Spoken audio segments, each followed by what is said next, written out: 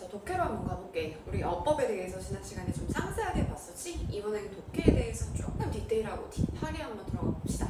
제가 이번 여름방학 동안에 여러분들이랑 순서 삽입을 제대로 팔 거라고 했습니다. 직도 때 직전까지도 나한테 자료 요청이 제일 많았던 게 순서랑 삽입이야.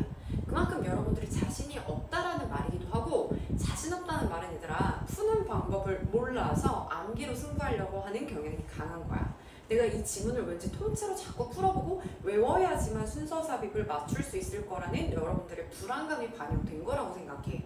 그런데 순서 삽입도 푸는 방법을 여러분들이 접근을 한다면 내신을 풀 때, 그리고 또는 모의고사에서 수능을 풀 때 순서 삽입이 나올 때 쫄지 않을 수가 있겠지. 내 목표는 그런 거거든. 한번 봐볼게.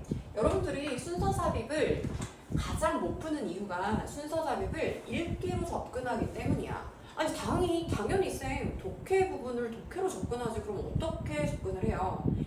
생각해봐. 선생님들이 자꾸 순서 삽입을 출제하는 이유는, 더 나아가서 평가원들이 여러분들한테 순서 삽입을 자꾸 출제하는 이유는 뭐냐면, 너가 나중에 대학교를 가서 레포트를 쓰고, 그리고 너가 나중에 회사를 가서 보고서를 쓸 때 제대로 여러분들이 논리적으로 글쓰기를 순서에 맞춰서 쓸 수 있는지를 물어보기 때문인 거야. 그래서 순서 삽입은 읽기가 아니라 쓰기 영역이라는 관점으로 여러분들이 바꿔서 생각을 해주셔야 됩니다. 그랬을 때 여러분들의 시야가 트이고 실력이 트인다 라고 생각을 할 수가 있어. 그런데 아직 와닿지가 않을 거야. 그러면 설명을 한번 해줘볼게. 예를 들어서 여기 마라탕 맛있다 라고 내 친구가 지금 DM을 너한테 보냈습니다. 마라탕 사진을 따끈따끈하게 찍혀 있는 걸 보내면서. 그런데 여러분들은 A, B, C 중에서 그 다음 말로 이어질 것을 골라야 하는, 네가 직접 타이핑을 쳐서 DM을 보내야 하는 상황인 거야.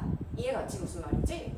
A라는 선택지에서는 여름이었다 라고 보낼 것인지, B의 선택지에서는 노마심 이응이라고 한다든지, C에서는 거기 리뷰도 좀 이라고 한다든지, A, B, C 중에서 뭐라고 보내는 게 맞을까? 라고 물어봤을 때 대다수의 아이들은 본능적으로 정답 C죠 이렇게 얘기를 했을 거야. 그런데 개 중에는, 또는 우리 모두의 마음속에는 A는 안 되나? 드립칠 수도 있는 거 아닌가? 여름이었다. 마라탕 맛있다. 여름이었다. 야, 여름에는 이열치열이지. 막 이딴 생각할 수 있잖아. 그치? 그리고 B번. 이렇게 마라탕 맛있다. 응, 노마심. 이렇게 말할 수도 있잖아. 그치?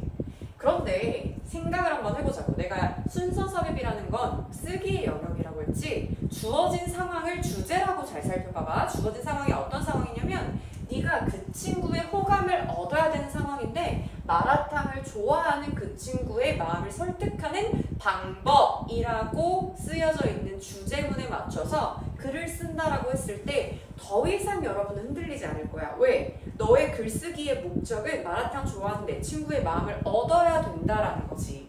그럴 때 여러분들은 A랑 B를 자신있게 소거할 수 있을 겁니다.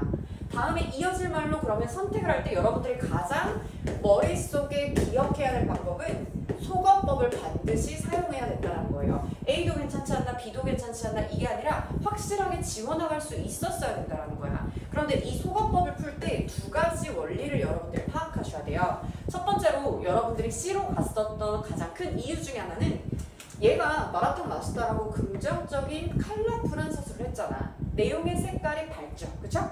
그런데 A 같은 경우에는 여름이었다. 밝지도 않고 어둡지도 않아요. 세모입니다.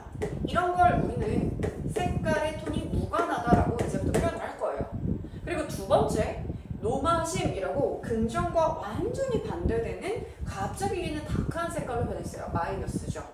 색깔이 상당히 변했으니까 앞으로 이건 상반이라고 할게.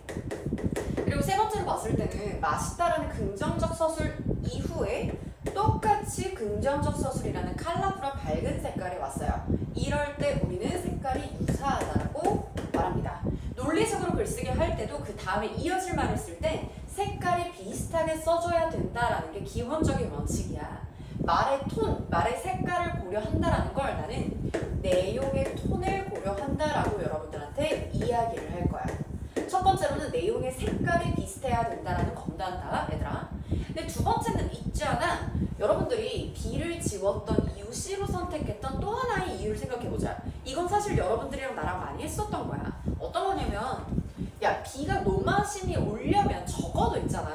앞에 근데 있잖아 라는 옆접의 접속사라도 왔으면 모르겠는데 그딴 거 한없이 그냥 다짜고짜 노마시이라는 상반된 말이 왔지. 그러면 절대 안 되는 거지. 그리고 C에서 조금 더 확실하게 힌트를 주는 게 앞에 거기, this라는 말이 와줬지. 지시어 같은 것들 있잖아. 그러면 아, 이 마라탕을 거기가 받는 거구나 라고 확실감을 들었을 수가 있을 거잖아. 그치? 연결사라든지 우리 지시어 같은 것들을 합해서 딱딱 우리 기능적으로 알 수가 있죠. 그래서 두 번째로 여러분들이 고려할 건 뭐다? 기능어다 라는 생각을 하고 우리가 가야 된다는 거야.